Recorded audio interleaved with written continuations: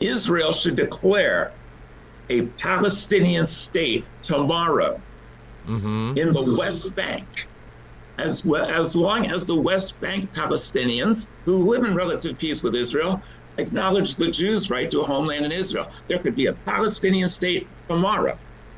When that's done, Jerusalem would be shared as the eternal spiritual capital of the Jewish people in the Jewish section of Jerusalem today.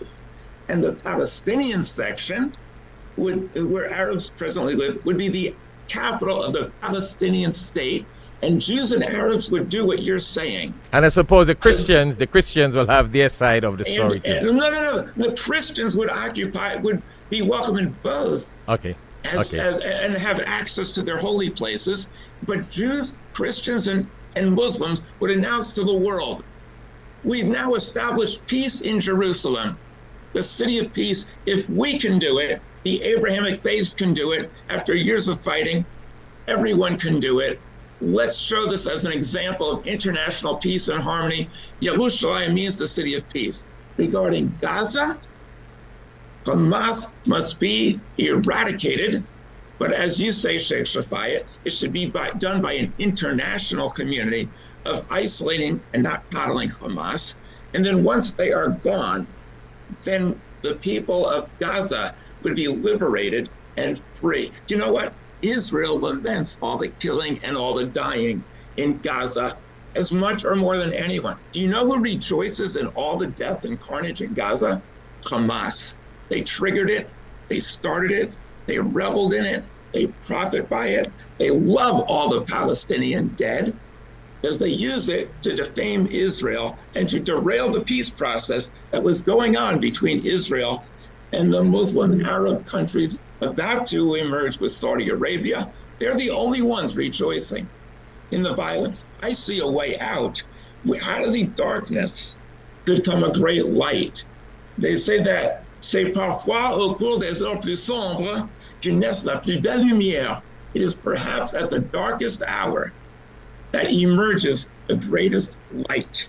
So if the international world come by and they get the end of terrorism and Israel is all comfortable and Palestinians are comfortable, I think that's it. And that's what we need to mobilize the world to do. What do you all have to say about that, Dr. Keith, Dr. Grace?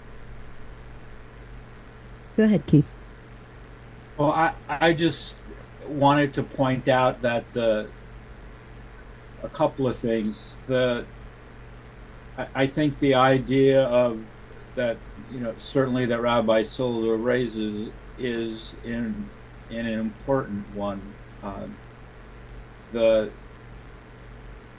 I also would want to point out that the Palestinian people include both Palestinian Muslims and Palestinian Christians, and the Lutheran Church of Palestine and the Holy Land gives us frequent updates on what's going on in the Holy Land. So we have to be careful when we speak of this Palestinian people that we're talking about a people of multiple faiths. I think that's a good point, because a lot of people out there in the world really don't know that. A lot of people probably don't hear it because we don't hear much about that in the media. And I feel you should reiterate that, Dr. Key, that there are a lot of Christians in the Palestinian side.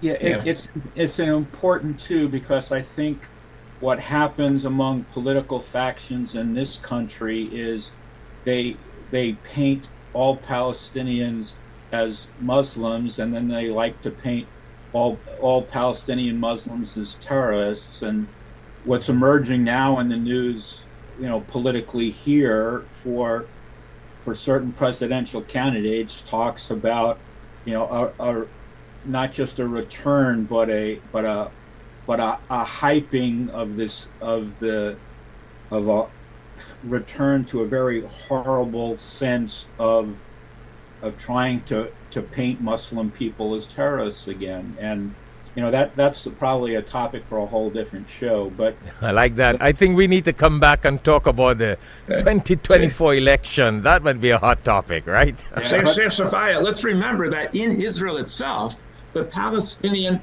Arabs Christians and Muslims live in peace, they don't want to go anywhere else. They're not starting. They like living in Israel. And in Israel, Christians, Muslims,